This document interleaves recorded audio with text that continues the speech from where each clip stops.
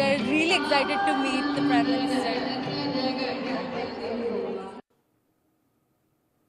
मैं आकाश जिंदल के पास चलूंगा। आकाश जी, जिस बात की चिंता प्रियंका जी कर रही थी कि रुपए की स्थिति लगातार गिर रही है, उसका अवमूल्यन हो रहा है, डॉलर की स्थिति को आप समझ ही रहे हैं, और आने वाले समय में ये संकेत भी आ रहे हैं कि जो क्रूड ऑयल है वो महंगा हो सकता है, कच्चा तेल महंगा हो सकता है। इन तमाम परिस्थितियों को देखते हुए कुवैत छठवां ऐसा राष्ट्र है जो भारत को कच्चा तेल उपलब्ध कराता है।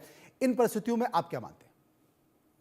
Manoj ji, thank you for asking this wonderful question. जी, अब मैं अपनी बहन से ये हाथ नहीं, बहन का नाम, बहन को बीच में मत लाइएगा, बहन को बीच में लाइएगा तो फिर आप बोल मत पाइएगा। बहन आप भूल जाइए, आप बहन को भूल जाइए, बहन को मत छेड़िएगा, बहन को बीच में लाइएगा तो आप बोल नहीं पाइएगा।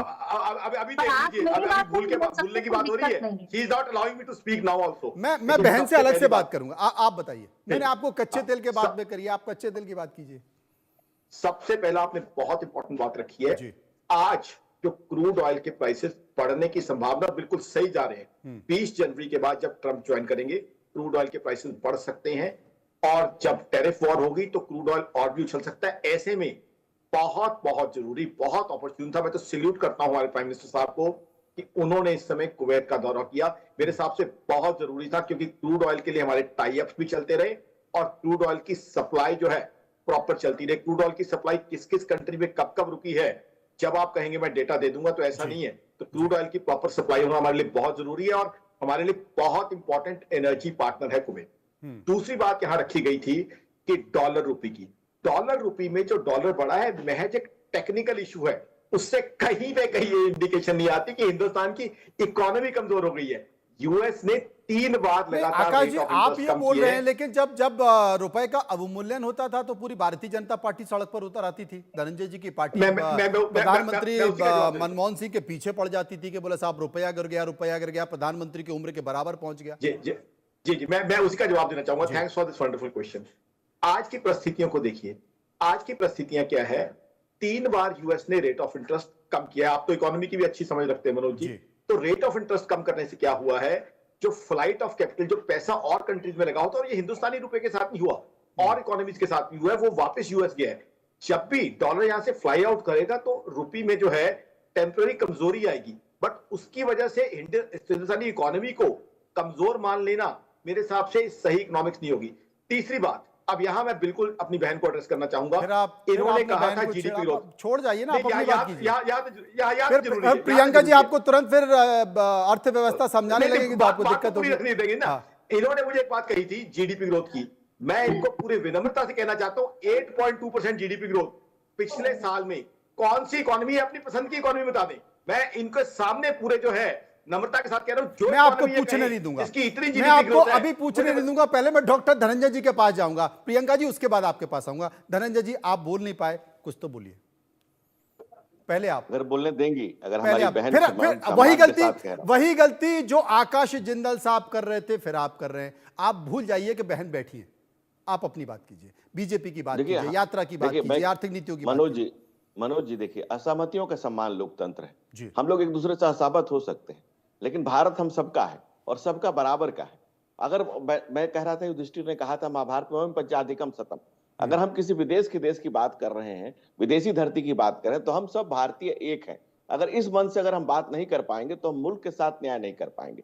आज अगर कुवैत में बैठा हुआ कोई व्यक्ति अगर मोदी जी की प्रशंसा कर रहा है तो सिर्फ मोदी जी की प्रशंसा नहीं है, 140 करोड़ भारतीयों का सम्मान कर रहा है। आज इसी का अध्यक्ष है कुवैत। वहां पर अगर प्रधानमंत्री जा रहे हैं तो भारत की इकोनॉमी जिस ढंग से मजबूत होते जा रही है और जिस ढंग से बल मिलता जा रहा है, जिस तरह से जीडीपी ग्रोथ कर रहे हैं, जिससे हम 10वीं अर्थव्यवस्था से 5वीं बने और तीसरी की ओर बढ़ रहे हैं, जिस तरह से भारत का सम्मान बढ़ा, तो रुपये में ट्रेड शुरू हुआ है। तो रुपये में ट्रेड शुरू होने के कारण भी कई देशों से हमारे रुपये में व्यापार हो रहा है। दूसरी बात, अगर पेट्रोल की डीजल की बात करें तो 36 रुपए 2004 में था जब हमारी सरकार गई थी, और 76 रुपए हो गया 2014 में जब हमारी सरकार वापस आई, यानी कि 220% का ग्रोथ आया।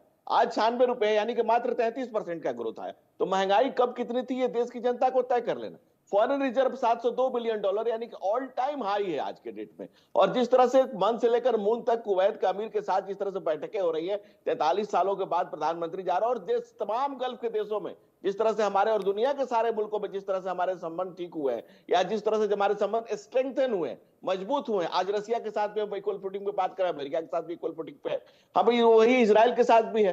तो जिस तरह से भारत का सम्मान नरेंद्र मोदी के नेतृत्व में आगे बढ़ रहा है, तो खुद कहते हैं कि आज दुनिया से जो सम्मान मिल रहा है 140 करोड़ भारतीयों का सम्मान है, वो किसी एक व्यक्ति का सम्मान नहीं है। 140 करोड़ भारतीयों का सम्मान, all time high. Priyanka ji, मैदान आपके हवाले।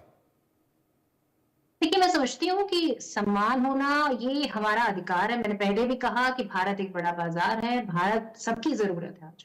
ऐसा नहीं कि भारत की सबको जरूरत है, भारत अपने आप में वाकई शक्तिशाली है। 140 करोड़ जनता है यहाँ पर, यहाँ की जमीन फर्टाइल है, हम यहाँ पर अनाज उगा सकते हैं जो वो नहीं उगा सकते।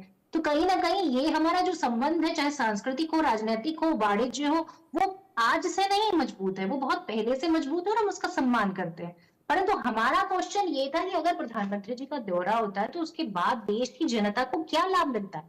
देश की जनता लगातार विश्व की सबसे महंगी एलपीजी खरीद रही है, महंगा पेट्रोल खरीद रही है, जबकि क्रूड ऑयल के दाम जो कम हुए थे तब भी तो सवाल उठता था। क्रूड ऑयल के दाम लगातार घट रहे थे और देश में पेट्रोल के दाम नहीं घट रहे थे।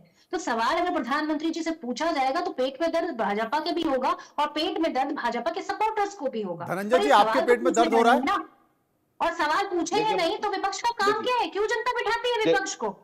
पर देखिए, इनके पेट में मैंने दर्द अभी होगा, बताया ये प्रियंका कि गुप्ता अगर बड़ा बुरा भी इनके कहेंगे, शासनकाल कांग्रेस में पार्टी को भी 10 बुरा वर्षों कहेंगे, में इनकी खुद की पेट्रोल चीज के है, दाम इसलिए अपनी खींच निकाल 220% रहे हैं बढ़े बैठकर यहाँ पर। और पिछले 11 साल में 33% बढ़े, तो 220% ज्यादा होता है कि 33% ज्यादा होता है। इस देश के आम जन को पता है, और इसीलिए इस देश के आम जन कांग्रेस को अगर नकारे जा रहा है, लगातार नकारे जा रहा है, ऑल टाइम फॉरेन रिजर्व सबसे ज्यादा हाई है, तो ये इस देश की जनता की कमाई है। और कांग्रेस के राज में 12 लाख करोड़ का तो करप्शन कर गए कांग्रेस थे। वो काले कांग्रेस के काले कारनामों से इस देश की जनता अच्छी तरह वाकिफ है, और उसी काले कारनामों की परिणति है कि कांग्रेस दोबारा आ नहीं पा रही है। कांग्रेस झूठ और फेक फरेब के नैरेटिव को फैला चलिए, बाकी की काली पीली बातें हम बाद में करते रहेंगे, लेकिन कार्यक्रम शुरू होने वाला है और मुझे लगता है कि इस तमाम परिचर्चा में बहुत सारी चीजें निकल कर आई हैं, कई सारे संकेत भी निकल कर आ रहे हैं। बहुत बहुत शुक्रिया करूंगा सभी लोगों का जो मेरे साथ इस चर्चा में तमाम लोगों ने अपनी बात की, और बात करने के साथ साथ एक संकेत कुवैत से भी निकल कर आया। 43 साल बाद देश का कोई प्रधानमंत्री कुवैत पहुंच रहा है, द्विपक्षीय वार्ता होगी, तमाम आर्थिक मुद्दों पर भी चर्चा होगी। वो किस तरह की चर्चा होगी, वहां से संकेत क्या निकल कर आएंगे देश के प्रधानमंत्री के, वो कार्यक्रम भी आपको दिखाएंगे। फिलहाल खबरों के सफर में इतना ही, बाकी की खबरों के लिए आप चलते रहिए इंडिया न्यूज के साथ।